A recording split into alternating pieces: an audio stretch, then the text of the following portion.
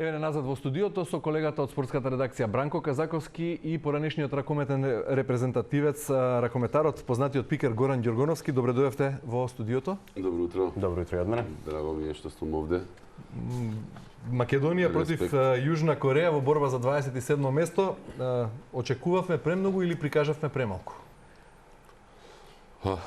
Видете, на овие простори можам да кажам и фелата и општо и фановите и народот, не само за нас, еве и Црна Гора и Србија како пример последните денови со оставка на селектор, со барање за оставка и очекување од селекторот на Србија. На овие простори луѓето мислам дека и премногу очекуваат од нас, од спортот, но од друга страна кога го слушате селекторот како изјавува дека ние ќе се бориме со Норвешка да направиме нешто и дека ќе одиме на другите два надпревари на победа. Нормално е дека народот кој што поважно го следи спортот и кој што го следи спортот, како што викаат од јануари до јануари, нормално е да очекува некакви успеси, а на тоа не навикна и ракометарите изминатите 10-12 години, така да го карактеризираме како успех е навистина дегутантно. Од друга страна, јас како, да кажам, доста упатен во ракометот, имајќи предвид групата која што ја добивме, иако не е баш пријатно да се вадиме, да кажем, на тоа дека сме имале тешка група и дека имаше и полесни групи, но тоа го дискутиравме со Бранко пред да влеземе. Ситуацијата можеше да не залажи ако ние имавме во нашата група репрезентација од Уругвај, Саудиска Арабија, Алжир или Мароко, па да бидеме сега во тие 24 репрезентации, што апсолутно ништо немаше да смени. Јас како резултат не сум премногу разочаран, повеќе сум разочаран од играта која што ја прикажам и начинот на кој што играв. Затоа велам се креираше лажен оптимизам, преголем оптимизам претходно, нереален, или пак промашивме во стратегијата. Како е можно еден од најуспешните ракометари, односно без дилема најуспешниот ракометар, да го забележи најлошиот пласман како селектор од сите досегашни 15 големи надпреварувања, и светски и европски првенства? Па мислам дека прерано е да судиме за еден таков резултат, бидејќи нели кога доаѓа нов тренер, нов селектор, без разлика дали е клуб или репрезентација, за некакви промени, за напредок, за успех треба време. Ако судиме според она што го работи Кирил Лазаров, не можеме да го земеме здраво за готово една година или пола сезона, каде што е исклучително само селектор, односно тренер, претходно беше и тренер и играч. За влијанието да се види работата на Кирил Лазаров како селектор, веројатно ќе треба малку повеќе време. Барем Меѓутоа еве Ѓоргоновски вели игравме лошо. Тоа е тоа што разочара многумина, а се најавуваше дека ќе играме брза игра како како некои скандинавски репрезентации. Се најавуваше мене лично, кој не сум толку упатен како вас, меѓутоа еве за мене беше збунувачки една од најавите на селекторот дека за разлика од порано сега имаме идентитет.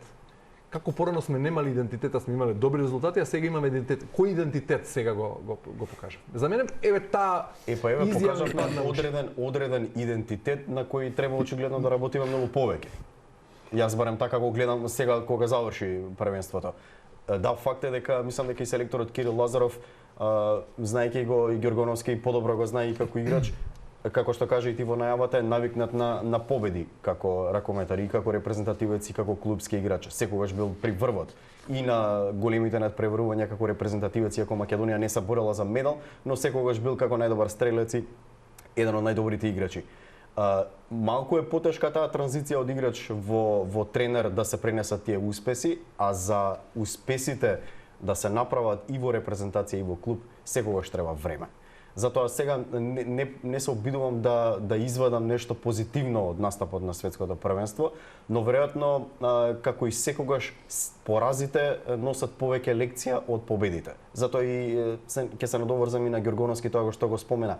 Ако имавме полесна група, еден од тие послаби противници и ние минавме во главната фаза, немаше да го зборуваме ова како најлош настап, нели? Или не до таа мера. И до таа мера, затоа што ние факт е дека игравме многу лошо и тоа го забележаа и обичните навивачи. Факт е ние дека играме, не играме сјајно на големите надпреварувања веќе неколку турнири.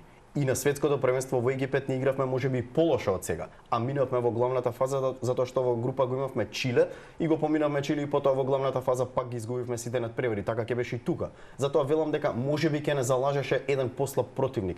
Можеби е подобро сега што сме во оваа президент група за разигрување, чудно ни е на сите и како јавност и како нели веројатно и на ракометарите, но можеби е подобро за да се ресетираме и да знаеме моментално со ова светско првенство каде сме. Ве молам за прецизен одговор. Кој е клучниот предизвик? Клучниот проблем во македонскиот ракомет сега, што излезе на виделина на ова светско првенство, без тука да навлегуваме премногу во таа смена на генерација. Бидејќи смена на генерација прават и други селекции, па не играат вака како што играше Македонија. Па ако ја тргнеме настрана смената на генерација, што е клучниот проблем во македонскиот ракомет? Видете, јас не од сега, подолги години стојам на ставот дека за овакви, условно кажано, мали селекции, секогаш успесите доаѓаат на ниво на тоа дали имате генерација, дали се коцките склопени. Тоа не важи само за нас. Тоа важи за, може да тргнеме од тука, за Црнагора, Србија, на Црнагора која што сега и се склопија коцките и викаме дека имале на солидна репрезентација. Да речеме, тука исто може да се каже за Словенија која што не се пласира на светско, а отиде на начин на кој што отиде. Значи, ние не сме ни Франција, ни Данска, ни Норвешка, јасно ни е на сите. Како да бидеме Хрватска? Хрватска не е многу поголема од нас и е блиска по менталитет. Како Хрватска успева да излезе од овие рамки на регионот? Да, сега, значи тоа што вчера јас го напишав, овој проблем ниту е создаден за 6 месеци, ниту ќе се реши за 6 месеци, затоа што ова очигледно е проблем. И мора да го кажеме со зборот проблем, за да почнеме да го решаваме. Ако ние не го условиме така, ние ќе се тапкаме по рамо и ќе бараме дали играме со Уругвај или со Алжир и така натаму. Значи, мора да сме свесни дека, прво, сето тоа што се случуваше по распадот на Металург, кој што многу е зборувано и по коментари и по медиуми, но ние сите бевме, јас бев свесен дека со падот на Металург за 2-3 години ќе се почувствува недостатокот, дупката која што е направи, затоа што Металург работеше исклучиво добро со македонски играчи, со многу деца, со многу школи, се почувствува. Она што Вардар го направи како успех, како позитивна и негативна страна. Позитивна затоа што децата добија идоли, гледаа ракомет. Ракометот беше присутен на телевизија и ние што работиме и во база, јас на некој начин имам и среќа и несреќа, работам и во база, работам и горе со така наречени, ајде кажам, професионални играчи или полупрофесионални. Значи базата наша со тоа што го правеше прво Металург, па Вардар, па тоа што се надова за репрезентацијата изминативе години. Ракометот ние го условувавме како спорт број 1 и децата, дури децата ги имавме во сала. Карикирам, ако сме имале 5, 6, 7 илјади деца на ниво на Македонија на возраст од 7, 8, 9, 10, 11 години, сега таа бројка мислам дека е и преполовена. Во ситуација кога немаме инфраструктура, доаѓам до главното што ме прашавте, каде е главниот клуч? Македонија мора да се свести дека, значи, тие што се надлежни, почнувајќи од Агенција за млади и спорт, матичните федерации, не само нашата, мене ме интересира нашата федерација, кај што имаме човек на чело со сериозен интегритет, кој што може да влијае и да делува на одлуки, каде да се изградат сали. Нас ни требаат што поскоро, значи, сали во градови кај што моментално ги нема. Ќе ја посочам по 101 пат населба Аеродром со над 100.000 жители. Ниту една сала 40 на 20 немаме. Каде да работиме ние со децата од 12 до 16 години? Инфраструктура, тренерска фела. Ние цело време ја оспоруваме тренерската фела која што не е заштитена. Значи, таа мораме да ја заштитиме за таа тренерска фела да ни се посвети на занаетот. Незаштитена фела работи друго, а во слободно време работи тоа тренер по ракомет. Тука нема, што викаме ние, нема среќа. Значи, тренерска фела, кога имаш инфраструктура, имаш тренерска фела, ти нормално дека со тек на време ќе создадеш играчи. Тоа се структурните проблеми и оние проблеми во коренот. Во однос на светското првенство, повторно би се навратил, Ако збориме во однос на светското првенство, ние мора да бидеме реални. Од овие играчи што отидоа таму, Филип Козмановски во моментов не ни настапува во Хановер доволно. Филип Талецки изминатиот период играше во домашно првенство со екипи кои што не можат да му покажат до каде. Единствени што тука можеме да ги земиме се играчите од Еврофарм кои што и дел од нив не беа викнати, а можеби требаше да бидат викнати на ова светско првенство. Останатите играчи, ниту дел од нив, ниту имаат искуство, значи земете ги тука играчите како Игор Ѓорѓиев, кој што нема, лани беше на европско со една минутажа од вкупно 30 минути на сите надпревари и така натаму. Значи немаме никакво, ние се повикуваме на тоа дека некогаш имавме јака селекција, а имавме домашни играчи. Да, ама Металург играше секоја недела со Монпелје, со Колдинг, со Вислапос или со Барселона. Значи не е иста ситуацијата сега и тогаш. И на крајот од денот нас секако ќе ни треба време. Не Кире Лазаров да е селектор, ние може да викнеме и Берт Јохансон и Клото Неста. Време ќе ни треба да создадеме, ако знаеме кај трчаме. А ќе видиме дали знаеме кај трчаме, по мене некаде септември, октомври, декември 2024 година. Добро, ни треба период за стабилизација. Апсолутно. Година. Дали беше престрога изјавата на поранешниот ракометен голман Борко Ристевски во однос на критиките кон поранешниот цимер и многу добар пријател селекторот Лазаров, кога рече завлезе во длабокото без мускули и се понадева дека нема да ја врати македонскиот ракомет пред 15 години? Или е прашање на суета? Каков е вашиот впечаток?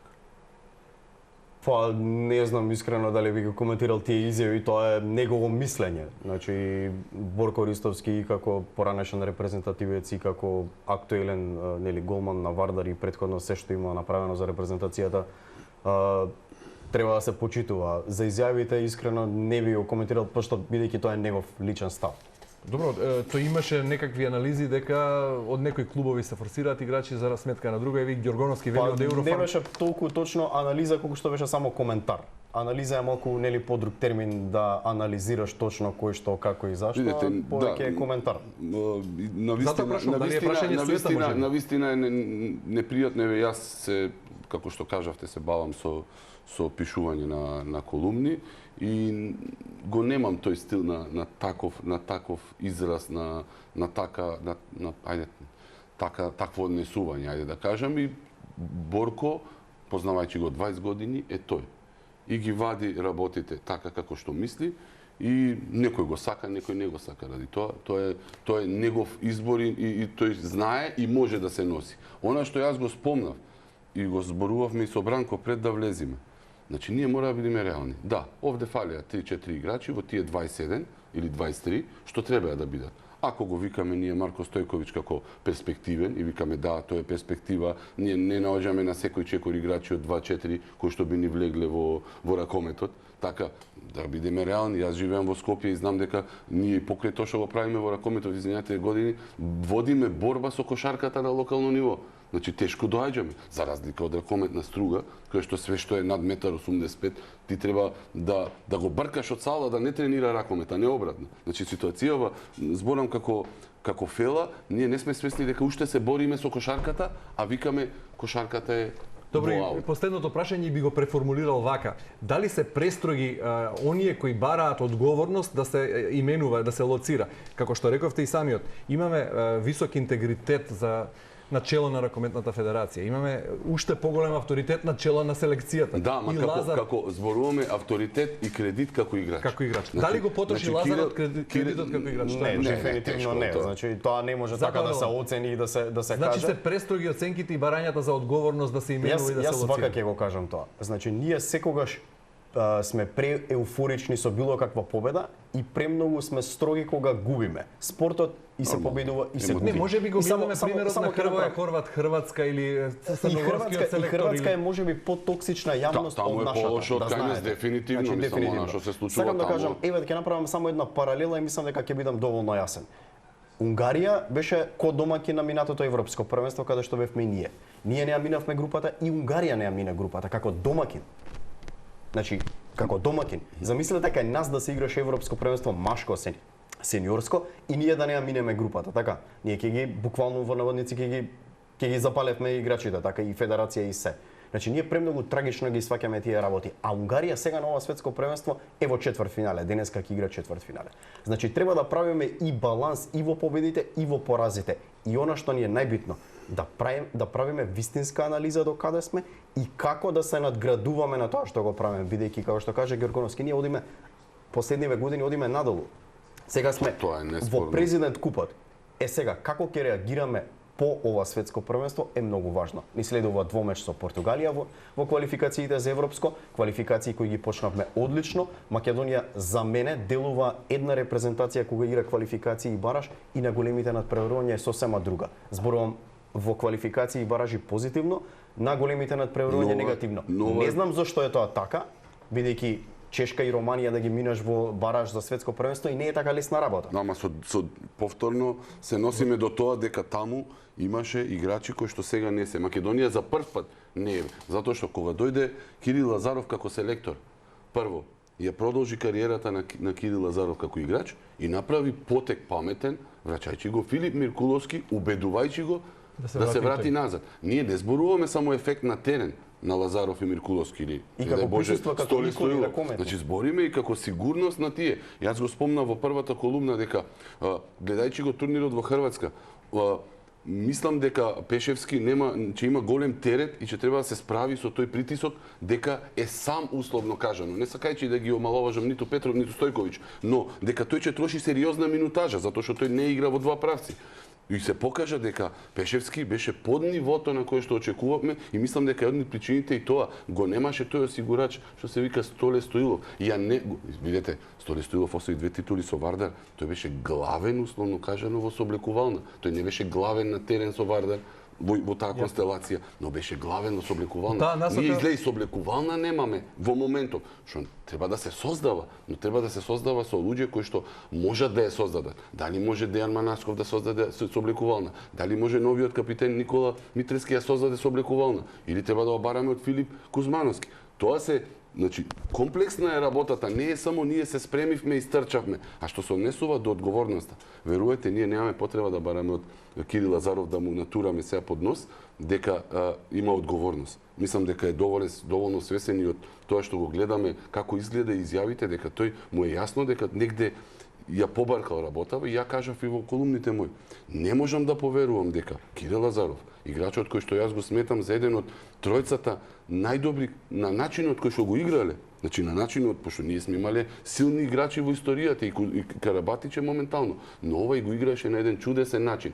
Дека тој не може да почувствува, да осети, да предвиди каков е Ѓорѓиев, каков е Серафимов, каков е, не знам, Атанасиевиќ, и колку може да одговори, тоа не можам уште да го поверувам. Го почитувам вашиот став дека треба да им се даде шанса и на времето и на авторитетите во ракометот за да ја воздигнат оваа генерација и да направат. Многу брзо ќе помине Горан овој период од година и пол и ќе видиме дали раката на Кирил Лазаров ќе се почувствува во она што се вика национален тим, национална селекција. Јоргоновски, Казаковски, благодарам многу за вашите размисли. Благодарам. Почитувани, продолжуваме со утринската програма. Во студиото се враќа Ивана и продолжува со нејзините разговори.